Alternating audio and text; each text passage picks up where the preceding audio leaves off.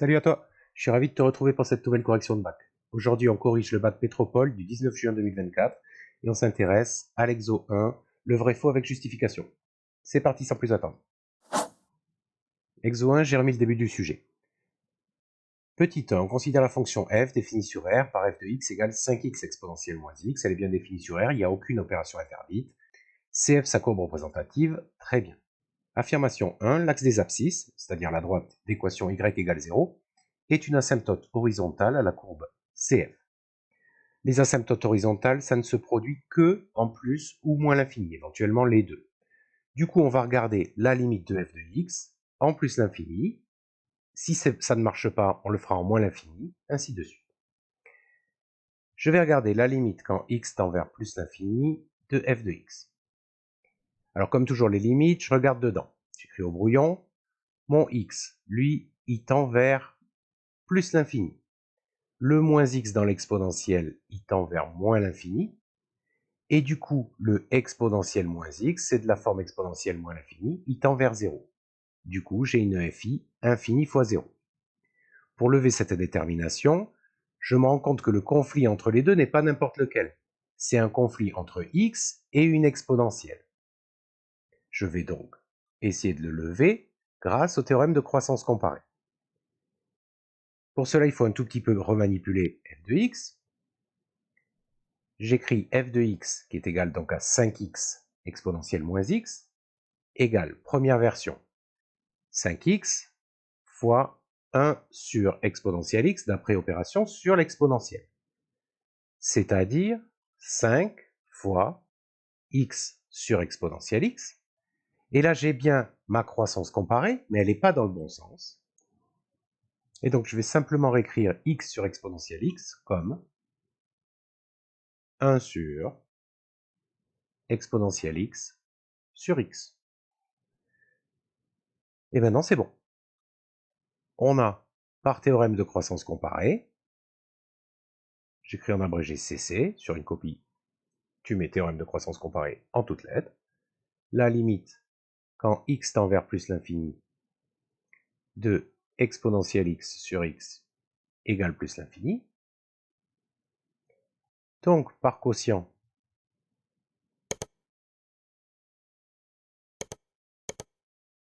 la limite de 1 sur tout ça, qui n'est autre que l'inverse, donc x sur exponentielle x, là pour limite 0. Donc, en multipliant par 5, la limite, quand x tend vers plus l'infini, de f de x est égale 0 fois 5, 0. Conclusion, l'affirmation 1 est vraie. Il y a une deuxième version à ça. Deuxième méthode, je vais toujours faire les mêmes constats initiaux et je vais toujours tenter de réécrire f de x sous une autre forme. Je vais écrire f de x égale donc 5x exponentielle moins x. Et ce que je sais, c'est qu'il faut avoir ici le même x, entre guillemets, le même nombre, dans l'exponentielle et devant. Je fais donc un petit tour de passe-passe et j'écris x comme moins moins x, et le deuxième moins, je le fais passer devant.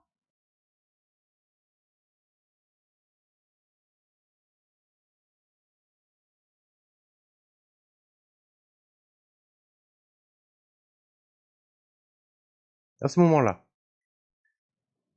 or, la limite, quand x tend vers plus l'infini de moins x, c'est bien entendu moins l'infini. Quand un certain grand x tend vers moins l'infini, de grand x exponentielle grand x, je sais que c'est 0 par théorème de croissance comparée toujours. Donc, par composé de limite,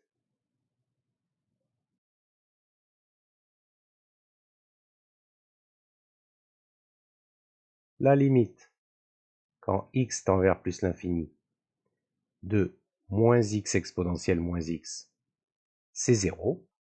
Donc, la limite, quand x tend vers plus l'infini, de f de x, il ne reste plus qu'à multiplier par moins 5 fois 0, ça fait 0, et j'obtiens la même réponse, l'affirmation 1, est vrai. Affirmation 2, cette même fonction f est solution sur R de l'équadif E qu'on nous donne. Toujours pareil, pour vérifier qu'une fonction est solution d'une équadif, on remplace d'un côté et on regarde si ça fait l'autre.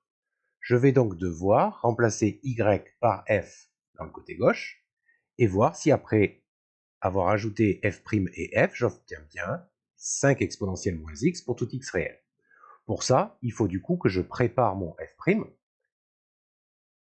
F est dérivable sur R par produit. Je précise ça avant de dériver. Par produit de deux fonctions dérivables sur R, j'écris pas tout, je mets 3 petits points. Maintenant que je sais que f est dérivable sur R, je vais pouvoir dériver. Pour tout x réel, c'est un produit, donc je vais préparer mon boulot. U égale x ou 5x, vous pouv't prendre. U' égale 1. V égale exponentielle moins x. Et V est de la forme exponentielle U, donc sa dérivée V', c'est U' qui vaut moins 1 fois exponentielle U. Je suis prêt à dériver f. F' de x égale. Je laisse mon 5 facteur de tout le monde. U' qui vaut 1 fois V, le voici, plus U qui vaut x fois V', exponentielle moins x. Je détaille un peu. Je vais distribuer mon 5, j'obtiens 5 exponentielle moins x exponentielle moins x fois 5, donc moins 5x exponentielle moins x. Je peux tout factoriser par 5 exponentielle moins x pour gagner de la place. J'obtiens 5 exponentielle moins x, facteur de 1 moins x. C'est bon, j'ai préparé mon f' pour pouvoir remplacer, dans le côté gauche de l'équadif E, y par f.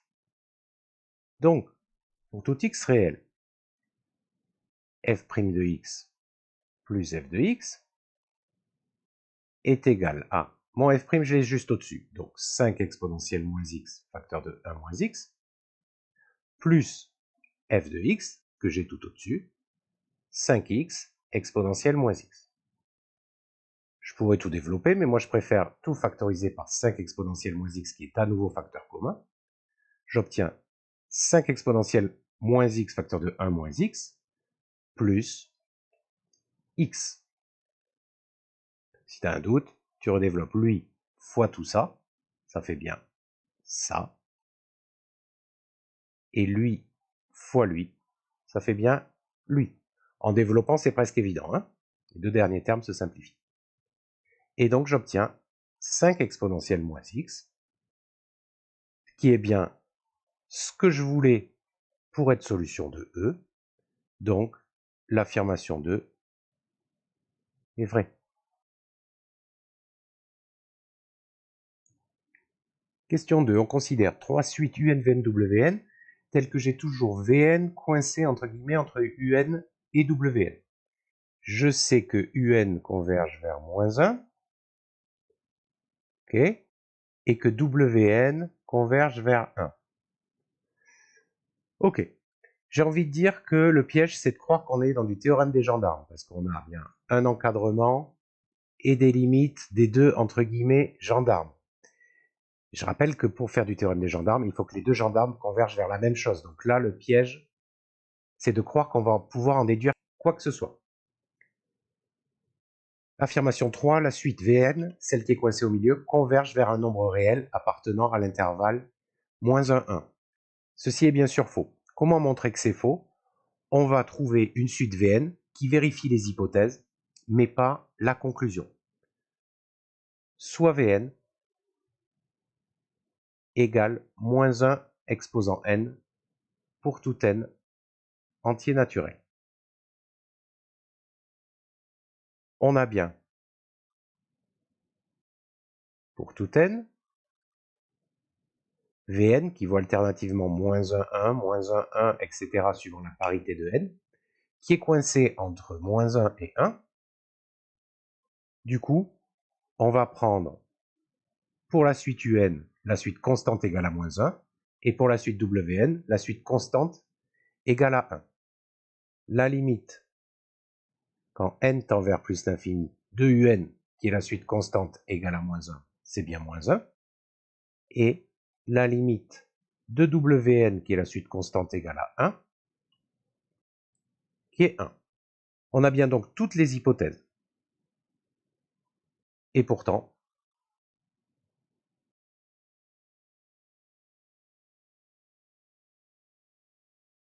la suite Vn n'a pas de limite. Elle est bien coincée, mais comme il y a de la place entre les deux, ben, elle a tout le loisir d'osciller sans tendre vers un réel. L'affirmation 3 est fausse. Pour l'affirmation 4, on suppose un truc en plus. Un croissante, Wn décroissante. Affirmation 4, pour tout n antinaturel, Vn est coincé entre U0 et W0. Ce qui se passe, je vais le dessiner un tout petit peu. Voilà ici, une droite représentant l'axe des réels. J'ai Vn qui est toujours bloqué entre Un et Wn. Sous-entendu, quand ils ont le même numéro, le même indice. Et par ailleurs, si je regarde Un, elle est croissante. Donc Un, les termes successifs augmentent en partant de U0, puis U1, puis ainsi de suite. Et de la même façon, Wn, elle est décroissante. Donc Wn, elle va décroître en partant d'un certain W0, son premier terme, W1, ainsi de suite. Du coup, si mon Vn, il est coincé tout le temps entre U du même numéro et W du même numéro, vu que Un est croissante, le terme Un, il est toujours plus grand que U0, et vu que Wn est décroissante, Wn, il est toujours inférieur à W0. Et du coup, l'affirmation 4 va être vraie. Je vais rédiger ça. On a Un croissante. Donc, la définition, c'est que pour tout n dans grand N, Un est toujours inférieur ou égal à Un plus 1. Donc, il est assez évident que tous les UN vont être supérieurs ou égaux à U0. C'est ce que j'ai fait sur mon dessin. Mais pour le faire proprement, il faut faire une récurrence. Je vais rédiger la première récurrence. Montrons par récurrence que pour tout n dans grand N, Un est supérieur ou égal à U0. Tu fais ta récurrence comme tu as l'habitude. Si tu as l'habitude de poser une propriété Pn, tu le fais. Moi, je ne le fais pas. Initialisation. Pour n égale 0, on a donc U0 qui est supérieur ou égal à U0. Tout va bien. La propriété est initialisée. Hérédité.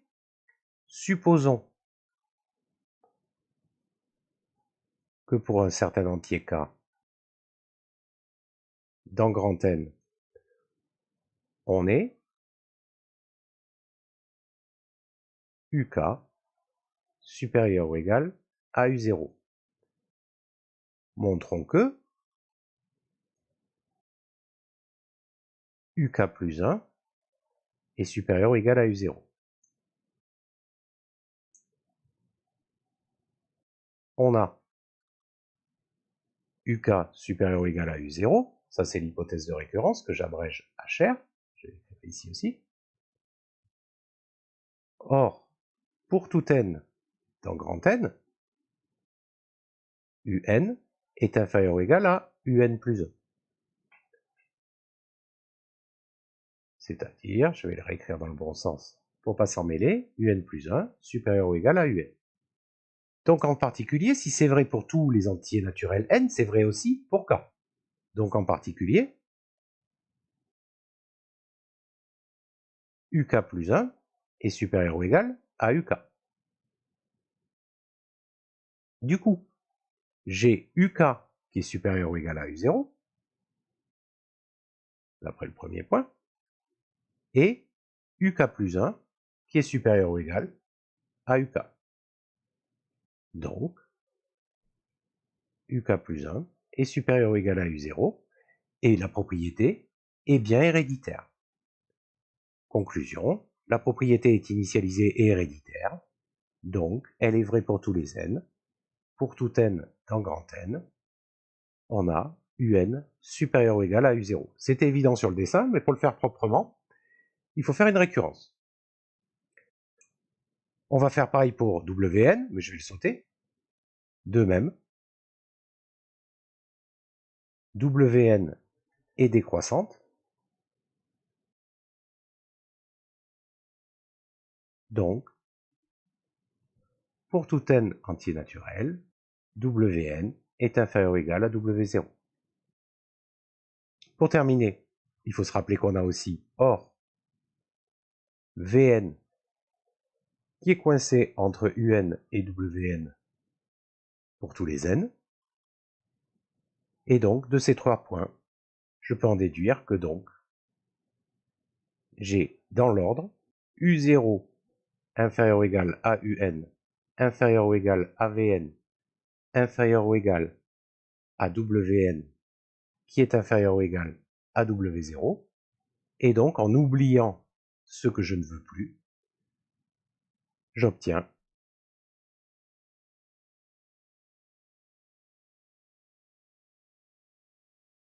ceci. Donc, l'affirmation 4 est vraie.